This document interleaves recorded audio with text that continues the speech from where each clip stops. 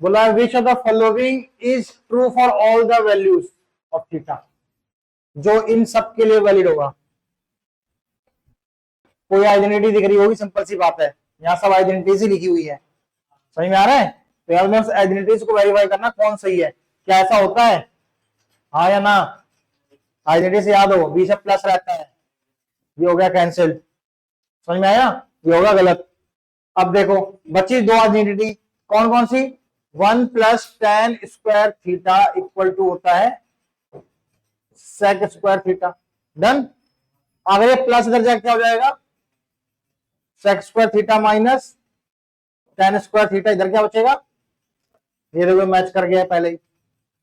अगला भी करना है, अगर ऑप्शन लग रहा है एक से ज्यादा, कॉट वाले दे रहे हैं, कॉट वाले देख लो, और ये भी अवॉइड कर सकते हो, कॉट और tan एक साथ नहीं आते, किसी आइडेंटिटी में नहीं आते। हाँ बिल्कुल होता है, अब इसको सॉल्व करना पड़ेगा। एक होता है 1 plus cot square theta equal to cosec square theta, ये होती है आइडेंटिटी, डन। ये प्लस इधर जाके क्या हो जाएगा, लेकिन दिक्कत है यही है ना, यहाँ पे क्या आ रहा है कॉट, और यहाँ क्या है, तो गलत हो गया। 6 चैप्टर तुम लोग कर दो खुद फटाफट से, बीपीटी लगानी है और बताना है क्या ये सही है। देखो बीपीटी लगानी है या सिमिलर करना है, क्या बोला गया है, बीपी 6, एपी 4, AQ 8 और ये बीपीटी, फटाफट निकाल के लगाओ हमसे। हाँ ये भी बात सही बोल रहा है, एसी निकाल रहा है, कंफ्यूजिंग दे दिया, हमें इन दोनों की वैल्यू निकालनी है, इसको निकाल के ऐड करना पड़ेगा, एपी अपॉन में बीपी, AQ अपॉन में QC from BPT. Value put करेगी 4, नीचे आएगा 6, ऊपर आएगा 8, नीचे आएगा QC। सॉल्व करोगे, क्रॉस मल्टीप्लाई कर लो, क्या जाएगा 4 इंटू QC इक्वल टू 48, 48, और QC क्या जाएगा 4 से डिवाइड करने पे 12। अब ये तो 12 आ गया, लेकिन हमसे पूछा ही नहीं था, हमसे क्या पूछा है पूरी वैल्यू, तो पूरी वैल्यू क्या थी, AC की वैल्यू क्या निकलेगी 12 प्लस में 8, कितना आ जाएगा 20। वो जो ये पार्ट सही हुआ। तो क्वेश्चन क्या बोला गया है, एक HCF और LCM निकालना, उसका रेशियो निकालना, मतलब ऊपर HCF नीचे क्या रहेगा LCM, किसका, एक least composite number. Composite number कौन होता है, कौन बताएगा, बता दो, कंपोजिट नंबर क्या होता है, नहीं पता, लक्की नहीं पता, ये पहली दूसरी तीसरी, हाँ भाई बता दे फटाफट, कंपोजिट क्या होता है। कंपोजिट नंबर सबसे छोटा कौन सा होगा बताओ, जिसके दो से, कौन करता था ये, अव्वल नंबर का दे, यहाँ वाला, हाँ 2, 2 दो, एक 2 की टेबल में आता है, और तो एक 2 फैक्टर हो, 2 से ज्यादा, तीसरे किसके टेबल में आता है, हाँ नहीं आता ना, तो इसका मतलब कंपोजिट नहीं हुआ। कंपोजिट का मतलब है which have more than 2 factor, 6, 2 के बाद 6 आता है, 4, तो लीस्ट क्या आएगा 4 होगा लीस्ट, और लीस्ट प्राइम नंबर मतलब सबसे छोटा प्राइम नंबर क्या होगा 2। इन दोनों का HCF निकालना है, HCF किसका 2 और 4 का, क्या निकलेगा 2, और LCM 2 और 4 का क्या निकलेगा 4, 8 कैसे हो गया भाई, लोवेस्ट कॉमन मल्टीपल, वो नंबर इन दोनों की टेबल में आता हो। हमसे क्या पूछा था, HCF ऊपर लिख देना, LCM नीचे लिख देना, तो 2 ऊपर 4 नीचे, सोल्व करने में क्या आएगा, बोला गया 2 ट्रायंगल दे रखे हैं, दोनों ही सिमिलर है, दो कैसे ट्रायंगल है सिमिलर है, हमें साइड्स दे रखी हैं, ये 2 साइड है, ये 2 साइड में, मतलब ये पता लगाना है, तो किसका सिमिलर दे रखा है, तो क्या बराबर होता है, रेशियो इज बराबर, रेशियो होता है बराबर होता है ना। तो रेशियो बराबर रखते समय कौन कौन सा साइड बराबर होंगी रेशियो में, ए बी लिखा है, क्या जाएगा QP, डन। उसके बाद BC, PR, AC और इसमें दिमाग नहीं चलाना बिल्कुल भी, अपनी मर्जी से लिखना है, बस नंबर साथ साथ लिखने हैं। ए बी की वैल्यू कितनी है, छोड़ो। क्यूपी की वैल्यू छोड़ो। बीसी की वैल्यू 5, पी आर की वैल्यू एक्स। समझ में आ रहा है, बीपीटी से थोड़ा हट गया ये। एसी की वैल्यू कितनी है 6 और क्यू आर की वैल्यू कितनी है 3। कुछ होगा सॉल्व, शाबाश कर दो। देखो देखो, रूट्स निकालने को बोले थे, रूट्स के दो तरीके हैं, दो क्या एक ही समझ लो। क्या है, मीडियम स्पीड से कर दो, सबसे बेस्ट मेथड है। जो इससे फिलहाल हमारा S7 में आने वाला है ना, उसमें मीडियम टर्म स्पीड से सॉल्व होगा। क्यों, क्योंकि क्वाड्रेटिक चैप्टर ही नहीं आ रहा। समझ में आ रहा है, अगर जो क्वाड्रेटिक वाला फॉर्मूला है वो तुम लगाओगे कैसे, इसमें पढ़ा ही नहीं है अकॉर्डिंग टू शेड्यूल तुम्हारा जो बना हुआ अभी तक। तो इसमें तुम्हारे जो क्वेश्चन आने वाले हैं मीडियम टर्म स्पीड के ही आएंगे।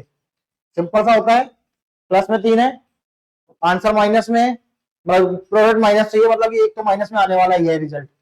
तो 2 नंबर होंगे, एक 5 हो जाएगा और कितना हो जाएगा 2, 5 2 10 और 5 में 2 माइनस करोगे 3 भी आ जाएगा।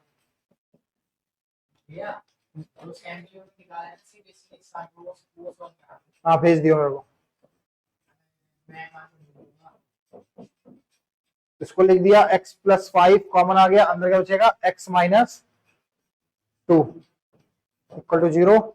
Last step x plus 5 equal to 0, तो x के लिए क्या आ जाएगी -5, x माइनस 2 इक्वल टू 0, तो x के लिए आ जाएगी 2। एक पोल है 6 मीटर की जिसकी शैडो बन रही है इतनी, तो ये रहा पोल, ये रहा शैडो, पोल इधर है शैडो इधर होगी।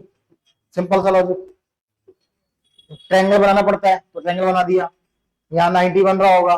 बोला सन एलिवेशन कितना होगा, सन का जो एलिवेशन यहां से देखते समय कितना होगा, तो मतलब ये वाला हमसे पूछा एलिवेशन, ये थीटा पूछा हमसे। तो ये क्या चीज है, परपेंडिकुलर, ये क्या चीज है बेस। इसके लिए एक ही फॉर्मूला होता है tan थीटा। कितना आएगा 6, ये आएगा 2√3, 6 से काट 2 से काटोगे 3 आ गया। इसको ऐसे लिखा रहा है एज इट इज, जब वैल्यू नहीं पता बिल्कुल। इसको और 3 को स्प्लिट करोगे ना, 2 बार √3 लिखा जा सकता है अगर तुम समझोगे, जिससे एक √3 कैंसिल हो गया। तो इसका अलग tan थीटा क्या बोल रहा है, कितना होना चाहिए √3, कितना होना चाहिए, और √3 का होता है 60 पे। तो सिंपल सा आंसर, सिंपल सा क्वेश्चन है, कराने लायक तो नहीं है। बोला क्या गया है, ये पॉइंट है और ओरिजिन से कितना डिस्टेंस होगा, ओरिजिन मतलब 0 0, तो सिंपल डिस्टेंस लगा दो, डिस्टेंस फॉर्मूला आता है। नहीं आता तो याद करके फॉर्मूला लिखो। मिनट तो रुक जा भाई, 2 मिनट बस, मुझे बोलने से पहले। बोला गया इसका एरिया बताना है कि इसका सेमी सर्कल, इसका डायमीटर डी है, तो ये सेमी सर्कल, इसका क्या बताना है एरिया, डायमीटर कितना है डी, तो रेडियस कितना हो गया d/2। इसका हमसे एरिया पूछा है, आधा करना है। नॉर्मल एरिया कितना होता है सर्कल का, πr², लेकिन हमें क्या करना है आधा, क्यों याद है सेमी, बोला नहीं, बोला है। आर की वैल्यू क्या लिखनी मेरे को, d/, ये होगा d², 2 नीचे हो जाएगा 4, ये 2 ऑलरेडी है, तो क्या बन जाएगा πd² अपॉन में, कौन सा आंसर है बोला गया इसमें। एक टेबल दी गई है तुम्हें, फ्रीक्वेंसी टेबल, क्लास दे रखा है फ्रीक्वेंसी, बोला गया sum of lower limit of median class. 2 बार टेबल तुम्हें अपने साथ अंडर बनानी पड़ेगी, मतलब ये मीडियन के लिए बनानी पड़ेगी टेबल, एक किसके लिए बनानी पड़ेगी मॉड के लिए। तो उसके अकॉर्डिंग बताना है, दोनों में हम ऐसे ब्रैकेट लाइन लगा देते हैं, कौन सी लोअर लिमिट होगी कौन सी नहीं होगी, तो उसके अकॉर्डिंग में सॉल्व करना पड़ेगा। कुछ आइडिया है, शुरू करूं मैं ही।